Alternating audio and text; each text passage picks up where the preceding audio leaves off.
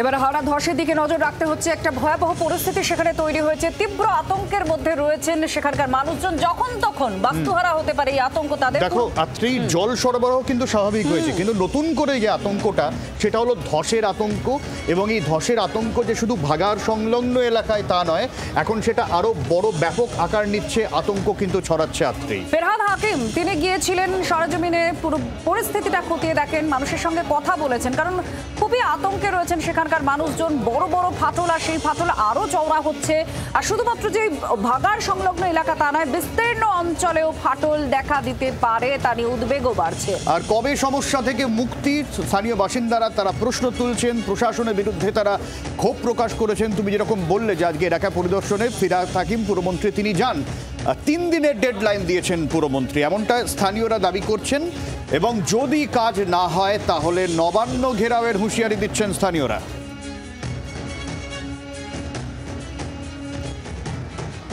Miking করা হয়, বিপর্যয় মোকাবিলা বাহিনীর যে সদস্যরা আছেন তারা মাইকিং করতে থাকেন, সতর্ক হওয়ার জন্য বলেন, এবং প্রয়োজনীয় নথি সেগুলো যেন নিজেদের কাছে রাখেন সেই আবেদনও করতে থাকেন তারা। নিজের কাছে সংগ্রহ করে রাখুন, যে কোনো মুহূর্তে প্রয়োজন লাগতে পারে।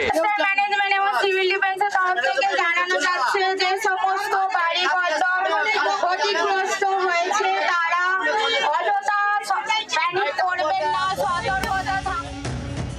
কি বলেছেন ফেরহাদ হাকিম সেখানে গিয়ে একবার শোনাবো আপনাদের। জলের রেস্টোরেশন হয়ে গেছে, এখান থেকে বালির একটা 400 মিটারের লাইন মধ্যে রেস্টোর করে দিচ্ছে। এখান থেকে যেগুলো ডেঞ্জারাস হয়ে রয়েছে 80 গাড়ি করে নিয়ে আমরা অন্য জায়গায় সরিয়ে দেবো। যে জায়গাটা খালি হয়ে গেছে 2 মাসের মধ্যে সেখানে খালি হবে। এখানে হাওড়া যাতে আর এরকম ভাবে ভাগাড় না তৈরি হয়, এই ভাগাড়টা যাতে 3 বছরের মধ্যে কেটে মাঠ তৈরি করে দেওয়া যায়, তার একটা প্রোগ্রাম ইমিডিয়েটলি নিতে হবে।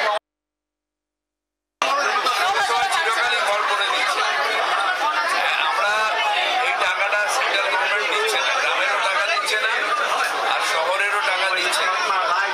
আমরা এখন নিজেদের ফান্ড নিয়ে এগুলো করছি, এদেরও ঘর করে দেবো, কিন্তু এখানে সয়েলটাই ডিসব্যালেন্স হয়ে গেছে। আর স্থানীয়রা কি বলছেন আত্রি সেটা শুনবো।